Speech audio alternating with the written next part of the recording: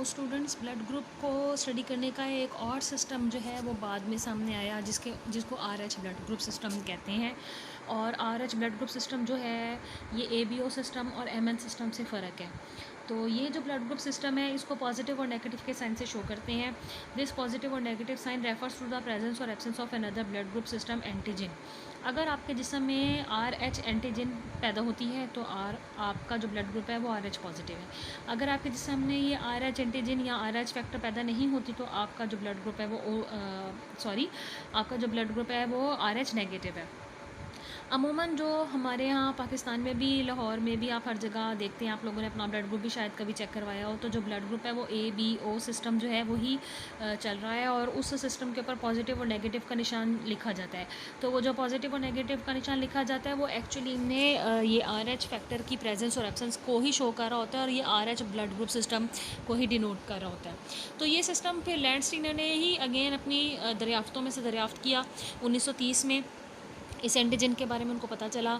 RH blood group system जो है वो 3 जीन की वजह से होता है। इन जो जीन्स हैं उनके नाम हैं C, D और E और ये टाइटली लिंक्ड जीन्स हैं, एक ही लोसाई के पास पाए जाते हैं। और लिंक्ड जीन्स का मतलब होता है कि ये इकट्ठे एक ही साथ एक ही क्रोमोसोम पर मौजूद हैं। Alleles of gene capital D occupy one locus called locus D while allele gene C and E alternatively occupy the other locus. तो क्रोमोसोम पर वो जगह जहाँ पर जीन पाया जाता है उसे लोकस कहते हैं। तो जो अलील C है वो C ही लोकस पे पाया जाता है, उसके साथ ही अलील E है, ये दोनों एक ही लोकस पे होते हैं। जबकि जो D वाला अलील है वो लोकस D पर पाया जाता है और D के लोकस की जो इम्पोर्टेंस है वो बड़ी अहम है क्योंकि ये अलील बाकी के दो जो अलील्स इस ब्लड ग्रुप को कंट्रोल कर रहे हैं उनसे थोड़ा सा हट के पाया जाता है। Gene D has 2 alleles, capital D and small d. Capital D is completely dominant over small d. Persons having genotype capital D or capital D small d have RH factor on their RBCs and are RH positive. तो वो सारे लोग जिनका जो genotype है उनके पास capital D या capital D small D अलील आ जाती हैं, उनके जिस्म में RH फैक्टर बनता है और उनका जो ब्लड ग्रुप है वो RH पॉजिटिव है। वो सारे ऑर्गेनिज्म जिनकी जो जीनोटाइप है वो स्मॉल डी है उनमें RH फैक्टर नहीं बनता और वो RH नेगेटिव हो जाते हैं। So unlike naturally occurring anti-A and antibody B ABO system, anti-RH antibodies are also produced which require a stimulus. Antigen की ख़ास बात यह है कि ये नेचुरली हमारे जिस्म में पैदा होती है, RBCs पे पाई जाती है, लेकिन हमारा जो इम्यून सिस्टम है इसके ख़िलाफ़ मखसूस प्रोटीन्स बना सकता है अगर इसको कहीं से स्टिमुलस मिल जाए। तो एक जो एंटीजन है उसकी कंपैटिबल एंटीबॉडी बैक वक्त इंसान के जिस्म में नहीं पैदा होती और नहीं होनी भी चाहिए जब आप ब्लड ट्रांसफ्यूज़ करें, वरना तो ऐसी सूरत में डेथ कॉज हो सकती है। जैसा कि मैंने आपको पहले ही बताया कि कंपैटिबल जो सिमिलर एंटीजन और एंटीबॉडी हैं वो आपस में क्लम्प कर जाएंगी, RBCs को ही हिमोलिसिस कर देंगी, RBCs फट जाएंगे, क्लॉट फॉर्मेशन कर देंगे जिसकी वजह से खून का बहाव रुक जाएगा और ऐसी सूरत में इंसान की डेथ हो सकती है। तो जब हमने ब्लड ग्रुप को देखना होता है तो हम ब्लड ग्रुप को आगे से डिवाइड जो है वो इस तरह से करते हैं कि किसी का ब्लड ग्रुप A पॉजिटिव है या A नेगेटिव, B पॉजिटिव है या B नेगेटिव, AB पॉजिटिव है या AB नेगेटिव और O पॉजिटिव है या O नेगेटिव। तो कंपैटिबिलिटी में ABO ब्लड ग्रुप सिस्टम को भी देखा जाता है, साथ में RH जो है उसको भी देखा जाता है। RH पॉजिटिव वाले को RH पॉजिटिव वाला ही ब्लड ग्रुप दिया जा सकता है, RH नेगेटिव वाले को RH नेगेटिव वाला ही ब्लड ग्रुप जो है वो लगाया जा सकता है। अब इसकी एक इनकम्पैटिबिलिटी की एक सबसे परेशान कुन सूरत हाल रिसर्च के दौरान आहिस्ता आहिस्ता सामने आई, जिसको हम नाम देते हैं एरिथ्रोब्लास्टोसिस फीटैलिस। तो फीटस का आपको पता है कि नशोनुमा पाने वाले बच्चे को कहते हैं जो कि अपनी मदर की जिस्म में यूट्रस के अंदर परवरिश पा रहा है। 9 महीने के जो हमल की मुद्दत होती है उसमें वो परवरिश पाने के बाद जो है उसकी बर्थ होगी और वो इस दुनिया में वजूद में आ जाएगा। और जब तक कि वो मदर की बॉडी के अंदर जो है वो परवरिश पा रहा है उसको फीटस कहते हैं। और पैदाइश जब ये हमल जो है आपको पता है कि 9 महीने का होता है और पहले 3 महीने के हमल के बाद बेबी में जो ऑर्गेनिज्म है जो कि डेवलपमेंट पा रहा है उसमें तमाम ऑर्गन्स बन जाते हैं, फिर हम उसको फीटस कहना शुरू करते हैं, उससे पहले उसको एम्ब्रियो कहते हैं। तो यहाँ पर इनके दरमियान में कंपैटिबिलिटी का इशू जो है वो राइज अप हो जाता है। मिसाल के तौर पर अगर एक खातून है जिसका ब्लड ग्रुप RH नेगेटिव है, इसका मतलब है कि उसमें RH एंटीजन नहीं बन रही, तो उनकी शादी RH पॉजिटिव इंसान के साथ हो जाती है, और जब वो हामला हो जाती हैं और उनके यहाँ औलाद की जो पैदाइश है वो मुतवक्के है, तो ये भी चांस है कि उनमें उनके जो हमल के नतीजे में जो बच्चा परवरिश पा रहा है उनके जिस्म में, वो RH पॉजिटिव होगा अपने वालिद की तरह।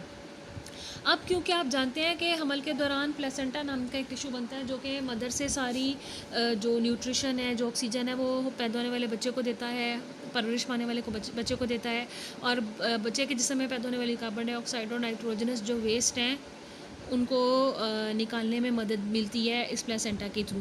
प्लेसेंटा के थ्रू ही माँ का जो थोड़ा सा खून है वो बच्चे के जिस्म में चला जाता है, जिसकी वजह से ब्लड की थोड़ी सी मिक्सिंग हो जाती है। इस मिक्सिंग का इतना नुकसान नहीं है, लेकिन नुकसान तब है जब मदर जो है वो RH नेगेटिव हो और बच्चा जो है वो RH पॉजिटिव हो, क्योंकि RH पॉजिटिव जो बच्चा है उसके जिस्म में RH एंटीजन है, ये माँ के खून में चली जाएगी। माँ के खून में RH एंटीजन जो है वो उसके ख़िलाफ़ एंटीबॉडी पैदा हो सकती है। ये एंटीबॉडी प्लेसेंटा के थ्रू बच्चे के जिस्म में चली जाएगी और उसके खून में मौजूद एंटीजन को क्लम्प करना शुरू कर देगी। रेड ब्लड सेल जो है वो हीमोलिसिस का शिकार हो जाएंगे, क्लम्प हो जाएंगे, और पैदा होने वाले बच्चे की अर्ली स्टेज पर ही डेथ हो जाएगी। और या अगर ऐसा बच्चा जो है वो पैदा भी हो जाता है तो उसको शदीद खून की कमी का शिकार होगा, और जब वो पैदा होगा तो खून की कमी के साथ साथ हो सकता है कि उसको जो यरकान की कैफियत है, जॉइंटिस की कैफियत है, वो भी हो। तो this is what this disease is called as haemolytic disease erythroblastosis fetalis. So ये एनीमिया जो है ये अबॉर्शन भी कर सकता है कॉज, यानी हमल के शुरू ही महीनों में ऐसा बच्चा खून की कमी का शिकार होकर वालिदा के जिस्म में ही वफ़ात पा जाए।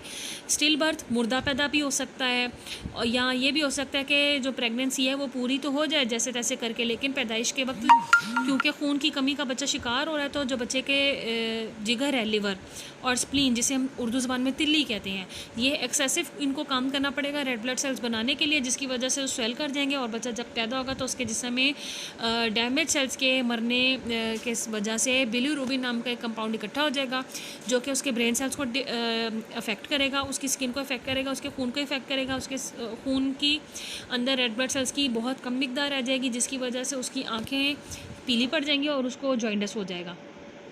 ऐसे बच्चे बाज़ दफ़ा बच तो जाते हैं, पैदा भी ज़िंदा हो जाते हैं, लेकिन उनको सीवियर एनीमिया होता है, तो उनका बहुत ख्याल रखना पड़ता है उनकी ज़िंदगी बचाने के लिए। अब क्योंकि ज़ाहिरी बात है कि हर माँ बाप की ख्वाहिश होती है कि अल्लाह ताला उनको औलाद की नेमत से नवाजे, तो पहली हमल के नतीजे में जो भी रिज़ल्ट हो, अगली आने वाले हमल की पेचीदगियों से बचना बड़ा इम्पॉर्टेंट है। और कोई भी पेरेंट्स नहीं चाहेंगे कि हमल के नतीजे में जो पैदा होने वाला बच्चा है उसकी जान को ख़तरा हो या माँ की ज़िंदगी को जो है वो ख़तरा हो, तो लेकिन यहाँ जो ख़तरा है वो तो पैदा होने वाले बच्चे के लिए है। तो इस सूरत में जो है एक इलाज ढूंढा गया, और वो इलाज जो है वो क्या ढूंढा गया कि RH antibodies persist in the mother's blood for a long time and are persistent risk for the next RH fetus. क्योंकि हम ये तो नहीं कह सकते कि अगली बार जब हमल होगा तो उसके नतीजे में जब पैदा होने वाला बच्चा होगा वो RH पॉजिटिव नहीं हो सकता, RH नेगेटिव होगा माँ की तरह, ये ज़रूरी नहीं है, क्योंकि जो ब्लड ग्रुप के चांस है वो तो 50-50% है। इसलिए अगली बार के हमल के नतीजे में दोबारा RH पॉजिटिव जो बच्चा है वो पैदा हो सकता है। तो RH सेंसिटाइजेशन जो कि मदर को हो गई है, इसका एक सिंपल सी थेरेपी, इसका इलाज ये है कि हमल से पहले और हमल के दौरान RH एंटी सीरम जो है उसका एक इंजेक्शन माँ को लगाया जाता है। इसके अंदर RH एंटीबॉडी होती हैं, ये एंटीबॉडी जो है ये मदर की बॉडी के अंदर जाके जो स्टिमुलस है वो क्रिएट कर देती हैं। वो क्या स्टिमुलस क्रिएशन कर देती हैं, वो मैटरनल RH एंटीबॉडी की जो प्रोडक्शन है उसको जो है वो स्टिमुलस जो है वो देती हैं। So the injected anti serum disappears before the next pregnancy, इससे पहले कि या तो हमल शुरू हो या हमल के शुरू होने के बिल्कुल दौरान जो ख़िलाफ़ एंटीबॉडीज़ पैदा हुई हैं वो पहले ही ख़त्म हो जाएंगी, और अब जब हमल होगा या हमल बाकी के महीनों में सेफ़ रहेगा और पैदा होने वाले बच्चे की जो जान है वो भी बच जाएगी। So sometimes a mild ABO incompatibility protects the baby against a more severe RH incompatibility. अब ये भी एक चीज़ देखी गई है कि RH इनकम्पैटिबिलिटी में एक नया फैक्टर जो है वो सामने आ गया, और वो क्या है कि अगर O नेगेटिव मदर जो है वो कंसीव करती है और बच्चा जो है वो A पॉजिटिव या B पॉजिटिव है, तो एनी फीटल A और B type RBC entering the mother's blood are quickly destroyed by her anti-A and antibody Bs। क्योंकि ब्लड ग्रुप ओ वाले जो ऑर्गेनिजम्स हैं उनमें एंटीबॉडी ए और एंटीबॉडी बी दोनों होती हैं। तो ए पॉजिटिव बच्चा हो या बी पॉजिटिव बच्चा हो, उसकी जो एंटीजेंस प्लेसेंटा के थ्रू मदर के खून में दाखिल होंगी, एंटीबॉडीज़ जो है वो फ़ौरन ही उसको ख़त्म जो है वो हो जाएंगी। So before she can form RH antibodies. इस वजह से ऐसा बेबी जो कि पॉजिटिवली ए पॉजिटिव है, बी पॉजिटिव है, वो ओ नेगेटिव मदर में किसी हद तक सेफ़ रह सकता है। लेकिन बाकी की RH जो इनकम्पैटिबिलिटी है उसके लिए RH एंटी सीरम जो है वो एक थेरेपी है जो कि की जाती है अगली प्रेगनेंसी के दौरान या अगली प्रेगनेंसी से पहले। और डॉक्टर जो हैं वो पहली प्रेगनेंसी के नतीजे में होने वाले जो भी रिज़ल्ट्स हैं वो उनको देख कर तो अंदाज़ा अख़ज़ कर लेते हैं कि एरिथ्रोब्लास्टोसिस फीटालिस है, जिसके नतीजे में पहला हमल जो है उसका क्या नतीजा हुआ था और इसको आइंदा के लिए कैसे लेकर चलना है।